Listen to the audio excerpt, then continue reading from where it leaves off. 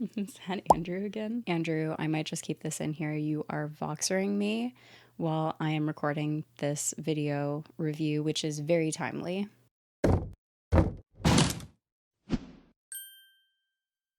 Hi everyone, my name is Kayla and welcome back to Kay's Hidden Shelf, where we talk about books.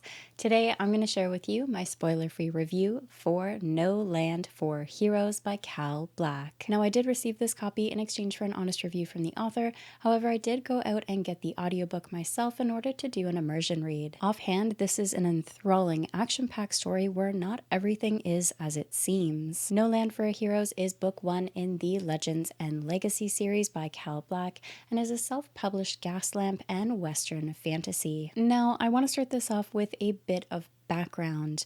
No Land for Heroes has been on my TBR for quite some time, however, I've been hesitant to pick it up mainly due to the Western fantasy genre. This was due to my own upbringing. While visiting family, I often spent many hours watching old westerns on repeat. As a result, the tropes, the settings were just things I had seen enough of, but I had never tried a blending of a western with fantasy before, and I was determined to pick this up when the mood struck. And well, the mood struck. I ended up picking up the physical copy along with the audiobook to do an immersion read, and before I knew it, I had been pulled in for a wild ride that I won't soon forget. The standout aspect here for me was the cast of characters.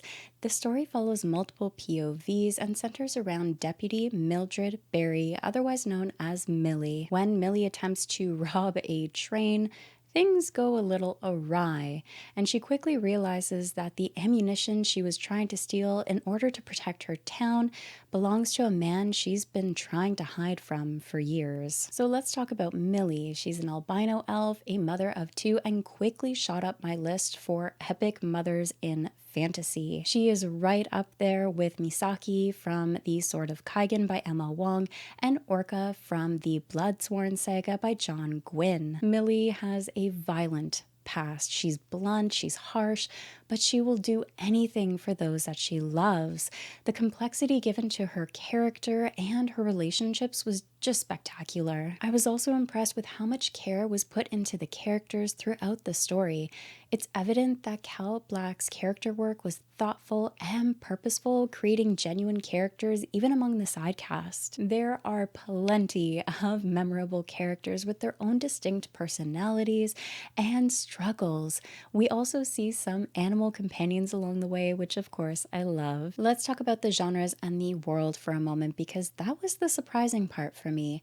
There are familiar aspects from Gaslamp and Western genres, however, the fantasy elements were seamlessly blended in, showcasing magic, dragons, basilisks, as well as shifters, orcs, elves, a variety of other races and creatures. Despite this being set in the Wild West, I often forgot that I was reading a Western fantasy because the elements from fantasy were blended in so well. It all just works naturally together, which made it easy for me to get lost into, and I really appreciate the attention to detail in making this world so effortless for a fantasy reader to dive into. Now, the action and suspense kept a medium pace throughout, with a whirlwind towards the end. There was just always something happening, and the high stakes combined with the shorter chapters made this a quick read. In addition, there is a romantic subplot which added a nice touch to the character work in this, along with helping to balance out the darker tones of the main plot. As I mentioned, I also listened to the audiobook, which is narrated by Carol Abney, and she did a fantastic job with the performance, as well as even giving different voices to all of the characters. Finally, the author explores a multitude of themes in this, from found family, the bonds of blood family, PTSD, prejudice, the impacts of war, slavery, redemption, and healing. So despite my initial hesitancy with the subgenre Western fantasies, I had a great time, and this is definitely going to be a series I continue, and I'm excited to try other Western fantasies to see how different they all are. It seems like the type of genre that you could do anything with and give any type of balance to between the genre types, so I'm curious how other authors do this as well. So yes, I'm excited to see what adventures our characters get up to next, and I'd highly recommend checking this out if you're a fantasy reader, a Western reader, reader, whatever the case, because this was a pleasant surprise for me. And overall, I gave this 4.5 out of 5 stars. What do you think? Is this something you'd pick up? Have you read it already? Leave your comments down below. I always love hearing from you.